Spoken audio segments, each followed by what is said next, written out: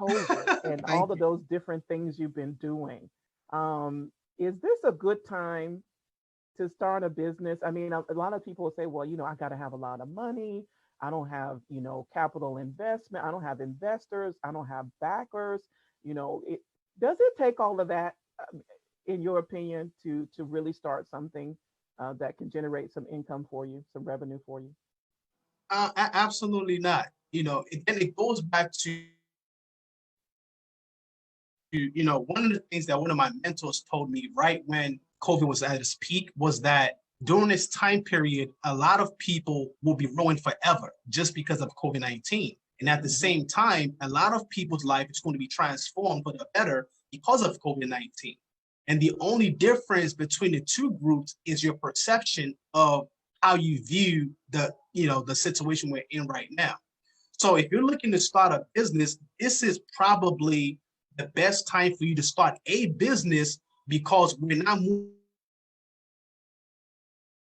into a new economy, quote unquote, where it requires innovation to offer new products and services. It Hmm. requires new skill set. I think in America right now, I think roughly 40 something million people have lost their jobs. Now, Yeah. one of the things I saw on the news a few days ago was that most of these people are now starting to learn new skills so that they can become more valuable in the marketplace. So essentially, from an entrepreneurship standpoint, the question you have to ask yourself is, what are some of the current problems now that are in the market that I can solve?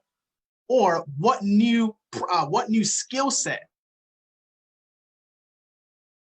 are required in the marketplace now that I can offer based on my experience? You mentioned earlier how, my partner and I started selling masks. When we started selling masks, nobody was selling masks, right? But the key to that was there was a problem in the market. Everybody needed masks and nobody had the supply.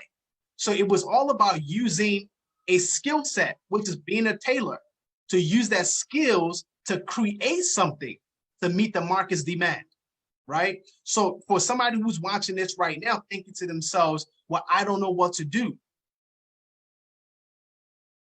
A good example is, what are some of the skills you have now that you can offer to the market for a premium, right? Now, for me, for example, I'm coaching a young lady right now in online marketing, and she's paying me, Pastor Lanita, to do something I would have done for free because it's Mm, my skill set, mm, right? Now, I hear you. if I didn't understand business, I Hmm. could be just sitting on my laurels and like, well, I'm good. But understanding that there's somebody out there that needs to learn what I know, I was able to package that in exchange for money. There So you go. anybody, when I say anybody, everybody has something to offer to the market. You just have to be able to, number one, think, and number two, believe in your ability to produce something that people will pay for.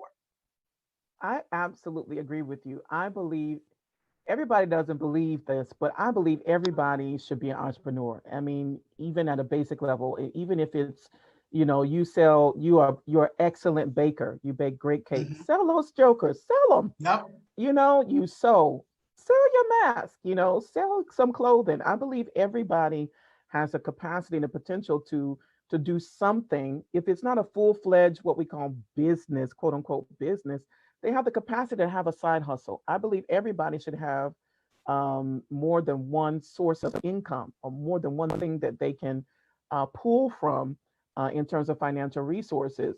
I believe everybody's called to do that. And some people say, well, Absolutely. everybody's not called to be an entrepreneur. Yeah, but okay, but we all can have a side hustle. If you don't want to call it a full Absolutely. blown business, everybody can have a side hustle, and I believe everybody should have a side hustle. And Definitely. one of the things you said is simply looking at a problem, find a solution. A lot of times we tend to look down on what we have. We tend to think that what we have is not, oh well, I can cook. Okay, we don't think it's anything grandiose. But the money is not always in things that are glamorous or what we think of as corporate America or high tech. Sometimes the money is in a sanitation business or a cleaning business. Yes. You know, right now people want things sanitized. everybody, Exactly. everybody wants things sanitized right now. Everybody wants things cleaned. I mean, sometimes your millions are in the minute. Mm, I truly believe that. I believe that your millions sometimes are in the minute, in what people don't seem to think as grandiose. I mean, look at famous Amos. He could make cookies. right. So he made cookies and became a millionaire out of making cookies. So I Mm. mean, I truly believe that. I believe that everybody should have a side hustle. So so what could somebody do right now in COVID? You gave some examples about just looking, finding solution. What Let me ask you this: what has changed? Has anything changed in your businesses Oh, since COVID? Have you had to adjust? What adjustments have you had to make? absolutely. I mean, for literally all our businesses. So I'll give you a prime example. So we also have we run a bakery business, which my wife does, and her business has probably multiplied maybe 3 to 5 times because of COVID. Now, here's why. Now, if you think about a typical bakery, right, most people will usually go into a shop, place an order to get, to receive their order. Well, when COVID-19 happened, people still wanted to celebrate. People still wanted to have cakes and for their birthday and things of that nature, and they couldn't go into a physical store. Guess what Hmm. people started doing? They started making orders online. And of course, when they went online, one of the top, bakery business that they found that was still open was my wife's bakery, right? So one Okay. of the things that has changed for us is being able to leverage online marketing, right? Attractive marketing to be able to pull more people into our business. Because in this new economy that we're in, people are no longer looking to go into a store to purchase things. People now want to be able to sit at home, purchase something from their phone, and have it delivered to them. Whether you're Hmm. talking about clothing, groceries, or whatever it is you want to whatever it is you want to.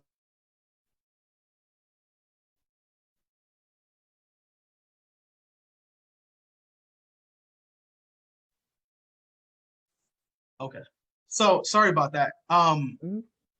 So people want to be able to stay at home, make their purchases, and have it delivered to them. And Hmm. that's why most businesses, those who are online now, are able to see more growth in their business because of online. And those Hmm.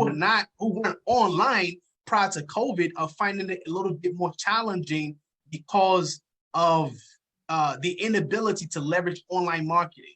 Yeah, I think that that's a huge, huge, huge, huge point. I mean, I've seen it both in my business, and my business is fully online, and also, and just an example from church, Awesome. because I operate in both worlds. If you weren't operating online as a church, if you never streamed your service as a church, you didn't have anything set up to stream your service online before COVID, either you figured it out real quick, or you are You not out of persisting business, right now. right? Either those two things. I mean, there's no way.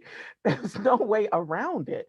And I think if Absolutely. COVID has taught us anything, one of the lessons COVID has taught us is that we live in a digital era, and the world is global because of digital technology. And if we're not embracing Absolutely. that, if we're not keeping up with it, if we're not learning, we're going to be left behind. There are many things I had to learn how to do during COVID, just for Mm, myself and for my business, to keep up with the technology. Things that I wasn't using like automation, Zapier, and all the things that can help to automate a business. Those are things that, if we're going to persist in the digital era, we have to learn how to use those things. We can't absolutely. continue to do everything manually. We're just You not going to can't. be able to keep up. And the digital marketing space, you said someone was paying you to coach in that space. What are some key things that we need to remember about digital marketing? But number one is that you need to have a personal brand, right? You can't just come online now and all of a sudden want to have people attracted, people, patronizing your business. And one of the things that I tell people first and foremost, as much as you want to hurry up and get your business online, you need to be first known online before people can patronize your business. Okay. right? And that's where personal branding comes into play. So one of the things I tell my students is, if you go on my Facebook page, for example, and you scroll down from now till the beginning of the year, what is the consistent theme that you see on my Facebook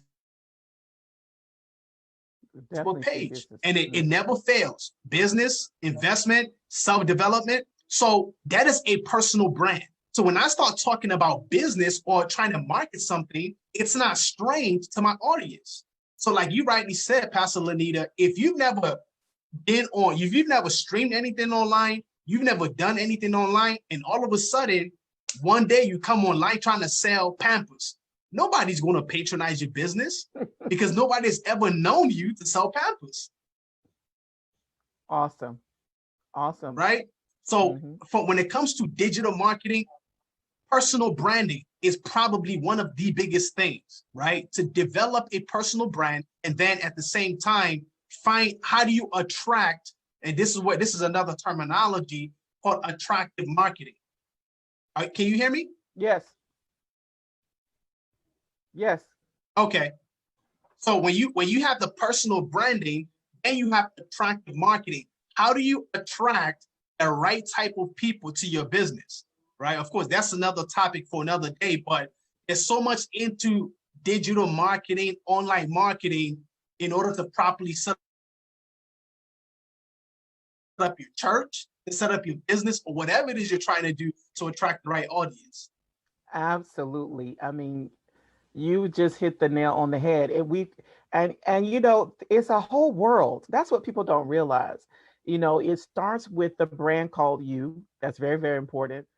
Then you have to make sure what you're doing is attractive. I've also just been blown away by the amount of information there is that has to do with social media marketing, understanding how to create ads on Facebook, not just a simple ad, but I mean the pixels and everything behind it and how you can customize it and all of that. It's a whole nother world, but it's a world that if we Right. want to be successful, even with our side hustle, we need to at least be familiar with it. Even if we're going to pay somebody Absolutely. to do it for us, the world of digital marketing, social media marketing, what's behind the hood of all these social media platforms, Facebook ads, Instagram ads, what's behind the hood of that, we need to have some familiarity with. And I'm learning more and more than ever now that there's a whole lot that I did not know.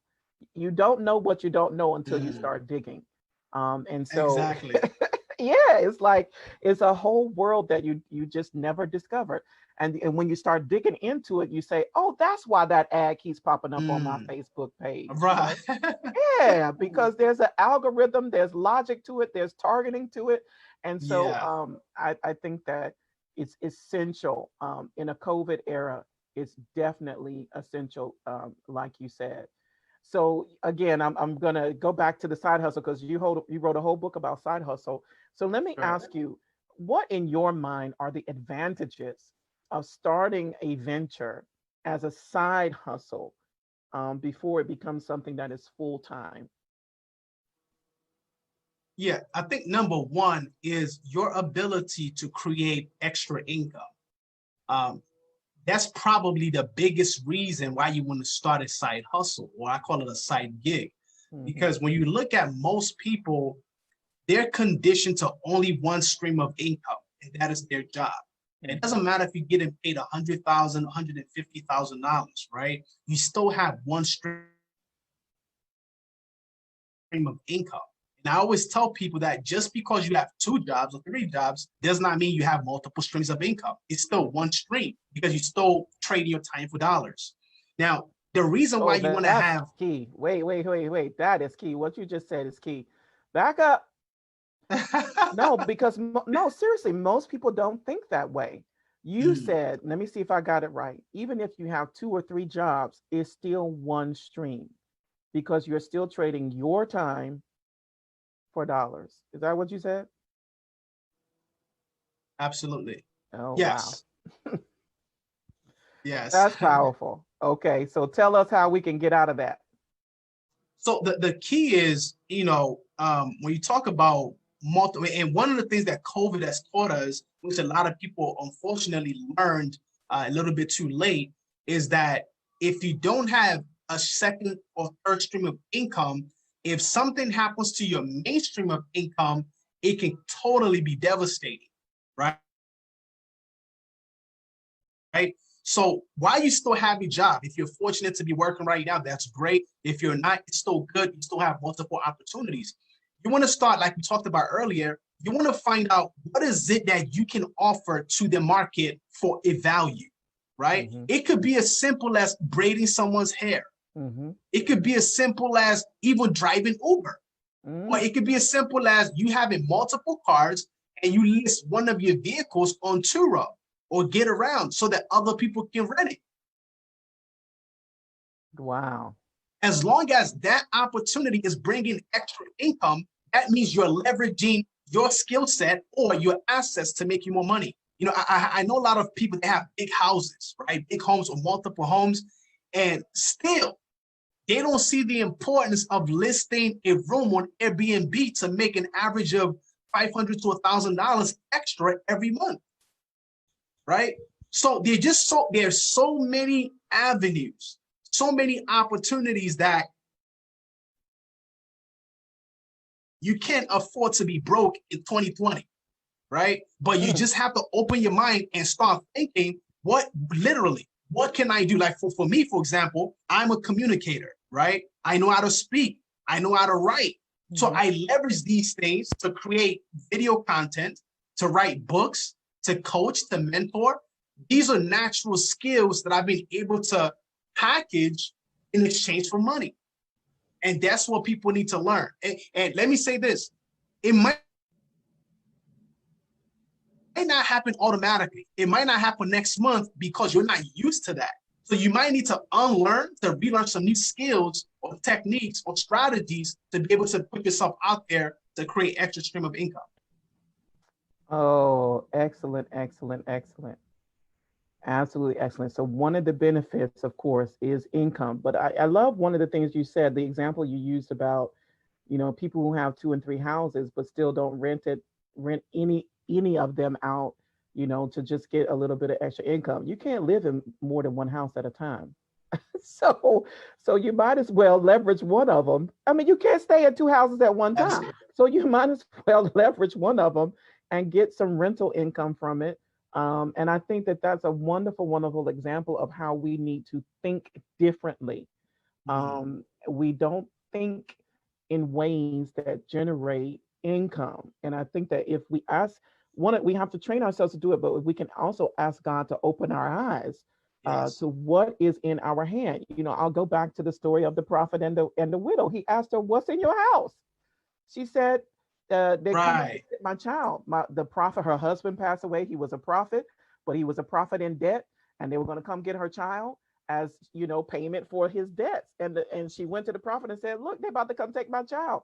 He asked her, "What's in your house?" Yeah. And so it's the same principle when you're talking about a side hustle. What's in your hand? What's in your house? What can you do? What do you have access to do? What do you have the skill or ability to do that you can turn into somebody's solution? It could be as simple as, "I'm good with children." Well, plenty of people need help with their kids. Absolutely. Plenty of people need help with their kids. Why are you Absolutely. overlooking that as if it's not a viable business? All of these things, I'm really passionate about it because I think people really overlook sometimes what they have. And we don't think, like you said, we have to think differently. And some people say, well, I don't want to rent out my house to nobody. It's COVID. I don't want nobody staying in my house. Sanitize the joker. Sanitize it before and after, and get your money. Just sanitize it before and after and get your money. So these are all things that I think are great examples of how we need to think differently. And for some people, they may not have 2 or 3 houses, but they may have a basement they can rent out. 9 times out of 10, you only using the first 2 levels of the house anyway. You're not using that basement.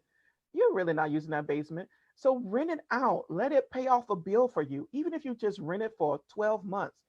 By 12 months, I'm sure that's a bill that would have been paid off, right? So these are just examples, I think, of excellent examples of how We need to think differently. I also think, just going back to one thing you said, um, if we start with the side hustle before you go full time, you have the time to make adjustments, right? You have the time Mm-hmm. to test and learn, and I think that that's something that we have to do as business people, as business minded people. We have to test, we have to learn, we have to adjust. Okay, that didn't work. Okay, people didn't like the zebra print face mask. We don't need to do those no more. Let's do solid blue. Exactly. You know, yeah. And I think sometimes when that happens, when people see that, oh, people don't like the zebra print, people give up. What you giving up for? Yeah. Give them a leopard print if they don't like the zebra print. I Yep. mean, Until you test find it. something that works. Exactly. Have you had to do that? Oh, Um, can you give definitely. us some examples I'll of give when you a you had prime to do example. that?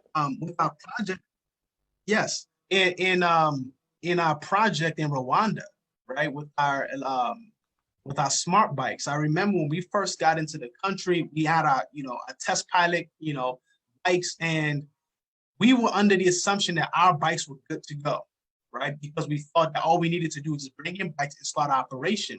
Unfortunately, the bikes that we brought in, both for our electric motorcycles and our smart bikes, they didn't have enough power to climb up the hill because Rwanda is a very hilly country. Now we've Okay. already pumped a lot of money into this, into these bikes. I remember when one of the the leaders in the government actually rode one of our bikes, and he literally said, "Oh, is this bike for kids?" Now we were under Mm, the impression that this bike was good to go for anybody, but in his mind, the bike was too small and was not even feasible for an adult. Of okay. course, we didn't let him know that this was what we thought was our final product. But when we got that feedback, we have to go and literally redesign another bike to fit the people of Rwanda. You see what I'm saying? So if you Mm-hmm. would have came with the ideology that, well, this is our bike, it's going to work, we're going to make it work, we would have been total failures. So Mm-hmm. sometimes when you release a product into the market, it might not be what people want. So you might have to go back and spend new money to get the right product, Mm-hmm. but you will always recoup your investment if you give the market what they want. So I've seen it countless times. Even with the mask, we've seen different variations. Some people didn't want this, so we stopped doing that. We started making new designs. Mm-hmm. I mean, it's across the board. That's is so important. That ability to adjust, that ability to test and adjust. And so Yes. what has been the outcome now that you guys went back and changed the electric bikes? Oh, this is going viral. People can't wait till we officially launch, because right now we have officially launched, but the bikes that we have right now, perfectly adjustable. It's amazing. The transformation from when we first went into Rwanda compared to where we are now, it's like day and night, literally. Mm, mm. And you just got back from Rwanda. I just got back a few days ago. That Depot is traveling. He is not letting this thing slow him down at all. Not And at I all. love it. Not at all. I Appreciate love you. it. I love it. So what's the atmosphere like now in terms of Rwanda and business and all of that? Where in Rwanda? Yeah. Oh,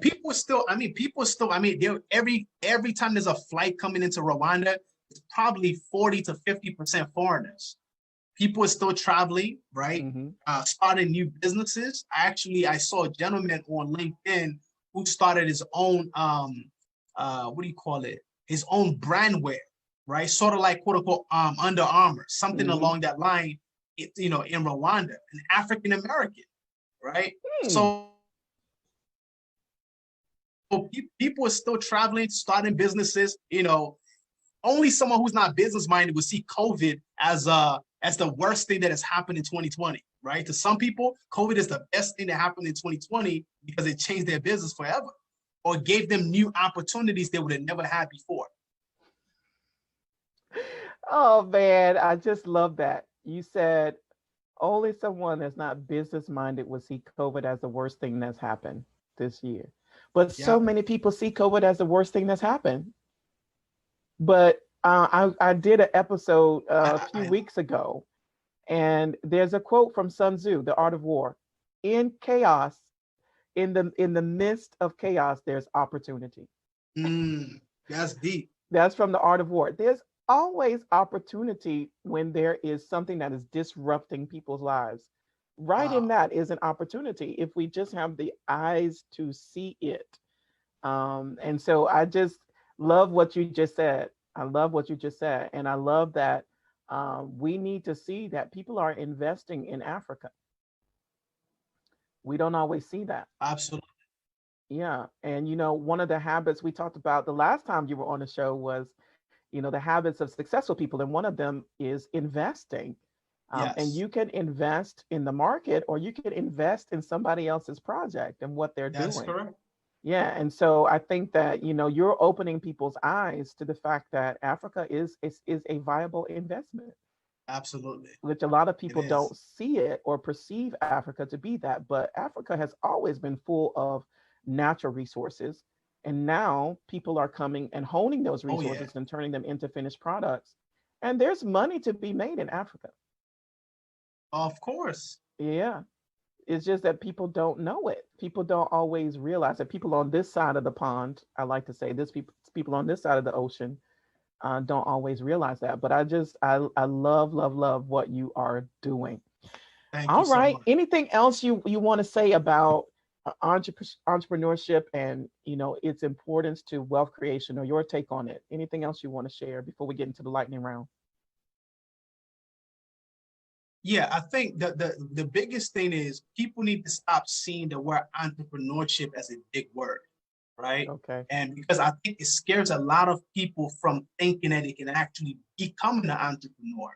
When you understand that the term entrepreneur is someone who identifies problems and offers solution, that would now put you in a place to become a problem